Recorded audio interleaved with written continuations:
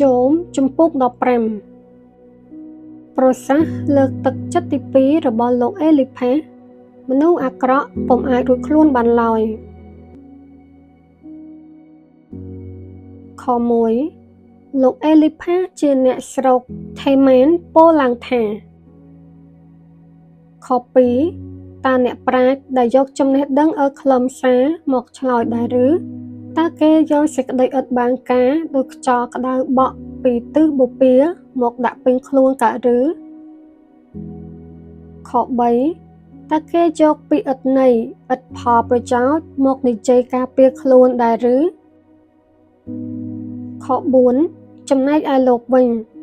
លោកធ្វើឲ្យគេឯងលែងគោរពកោតខ្លាចព្រះជាម្ចាស់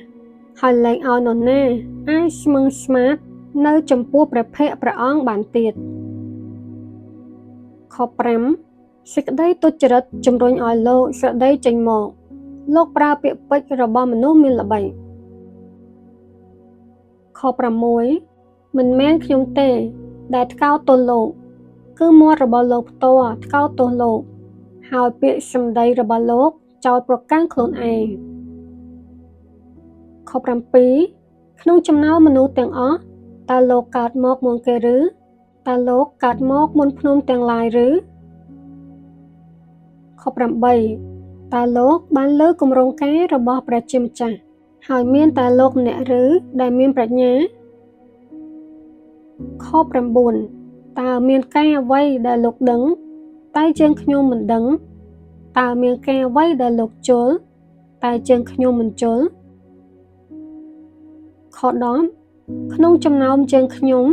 ក៏មានចាស់ព្រឹទ្ធាចារ្យដែលមានវ័យចំណាស់មានអាយុវែងជាងឪពុករបស់លោកទៅទៀតខ11ព្រះជាម្ចាស់ឲ្យយើងខ្ញុំមកសម្រាលទុកលោកដោយពាក្យសម្ដីទន់ភ្លន់តើប៉ុណ្្នឹងហើយលោកចូលថាមិនល្មមឬ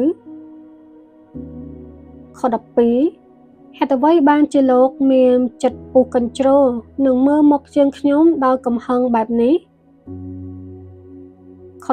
13ធ្វើដូច្នេះលោកដូចជាខឹងនឹងព្រះជាម្ចាស់ហើយពោលពាក្យប្រឆាំងនឹងព្រះអង្គដែរខ14តើមនុស្សលោកអាចបរិសុទ្ធដូចម្តេចកើតតើមនុស្សដែលកើតមកពីស្ត្រីអាចសុចរិតដូចម្តេចកើតខ15សូម្បីតែទេវតាដ៏វិសុទ្ធរបស់ព្រះអង្គក៏ព្រះអង្គទុកចិត្តពុំបានហើយសូម្បីតែផ្ទៃមេឃក៏ពុំបរិសុទ្ធនៅចំពោះព្រះភ័ក្ត្រព្រះអង្គទៅហើយខ16ចំណងបាមនុស្សដ៏អាក្រក់គួរឲ្យស្អប់ខ្ពើម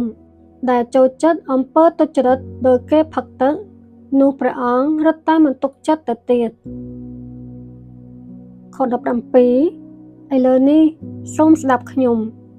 នឹងបញ្ជូលលោកខ្ញុំនឹងប្រាប់លោកពីការដែលខ្ញុំបានឃើញ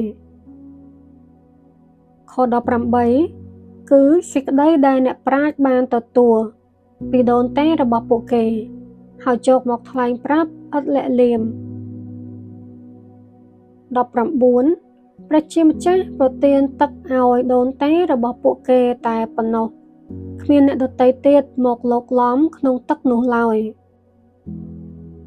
ខ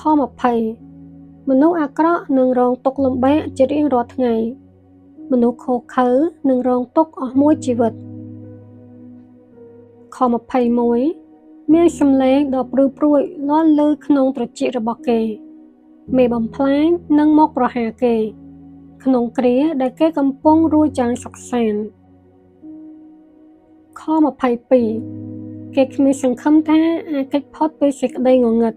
និងគេចផុតពីមុខដាវបានឡើយខ23គេត្រាច់ចរស្វែងរកអាហារ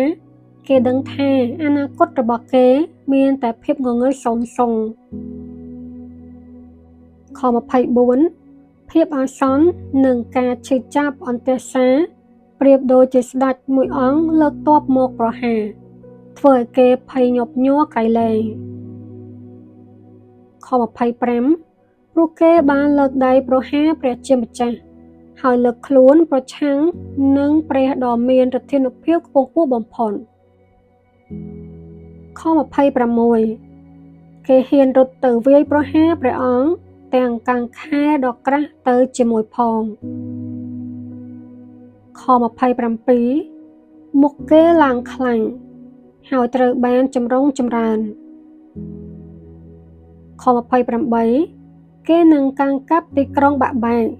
រស់នៅក្នុងផ្ទះដែលគេបោះបង់ចោលជាផ្ទះដែលជិតរលំខ29ប៉ុន្តែគេមិនអាចធ្វើជាអ្នកមានតទៅទៀត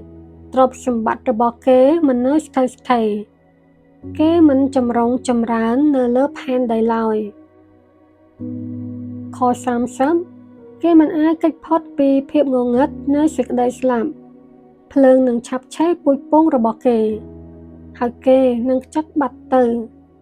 ដោយសារព្រះពិរោធរបស់ព្រះជាម្ចាស់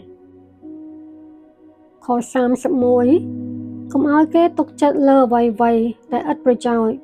បណ្ដាឲ្យខកចិត្តនោះឡើយត្បិតគេនឹងទទួលការឥតប្រយោជន៍ទុកជារង្វាន់ខ32ហេតុការណ៍នេះនឹងកើតមានដល់គេមុនពេលស្លាប់គឺប្រៀបដូចជាដើមឈើដែលលែងមានស្លឹកខៀវខ្ចីទៀតហើយខ33គេប្រៀបដូចជាដើមទំពាំងបាជូដែលផ្លែនៅខ្ចីស្រាប់តែជ្រុះផ្លែអស់ហើយក៏ដូចដើមអូលីវដែលជ្រុះផ្កាអស់ដែរ